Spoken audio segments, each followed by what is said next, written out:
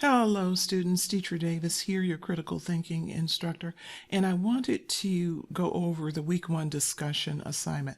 Now, I know that I provided a video and I provided some resources, but I've gotten a few questions about the assignment. And the first thing I want to say is with any of the assignments over the next 5 weeks, you absolutely must start reading through or at least skimming through the chapter readings because they're going to support your learning.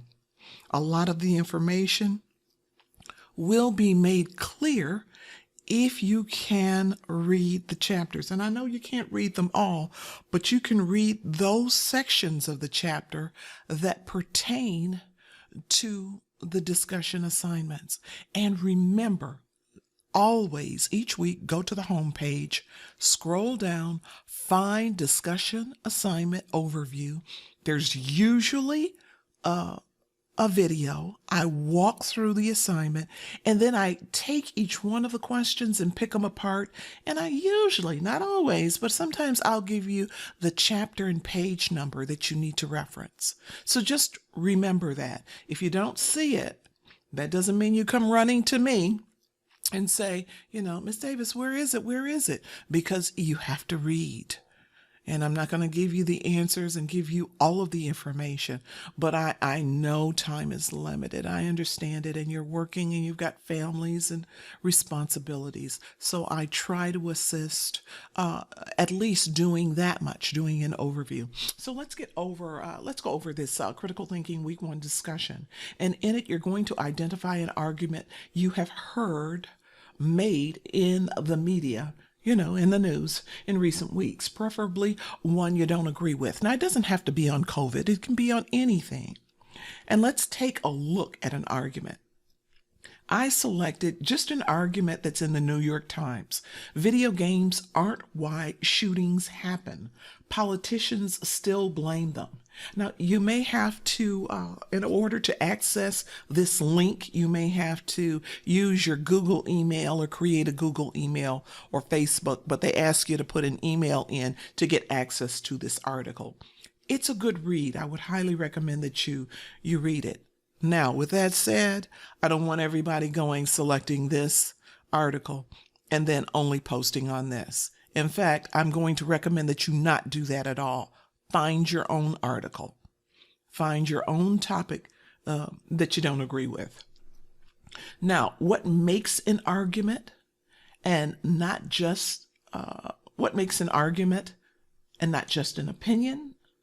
You got to be sure to point out specific features of an argument. Now, let's just look at the definition of those. An argument involves arriving at a judgment which is based on an evaluation of relevant ideas and evidence. An argument involves arriving at a judgment. You're making a decision, a judgment, which is based on an evaluation of relevant ideas and evidence, proof. An opinion, on the other hand, is a point of view formed without sufficient evidence to support it.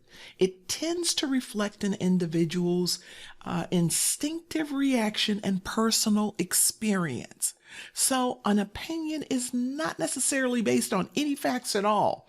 It's just what I think, what I feel, what I think I see, what I think I hear.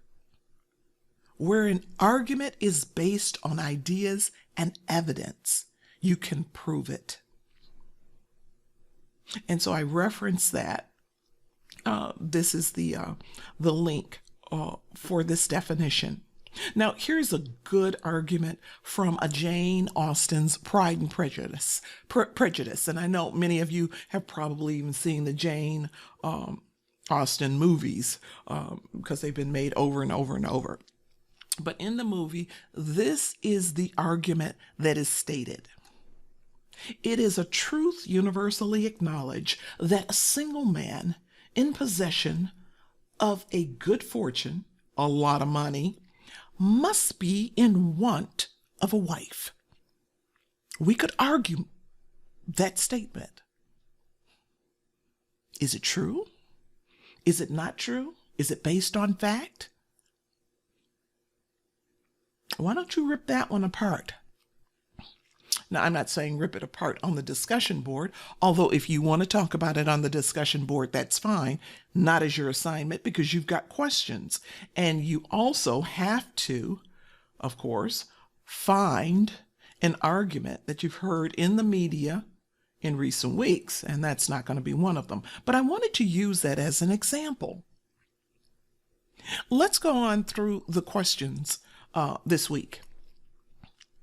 Is it an inductive argument or a deductive argument? And how do you know?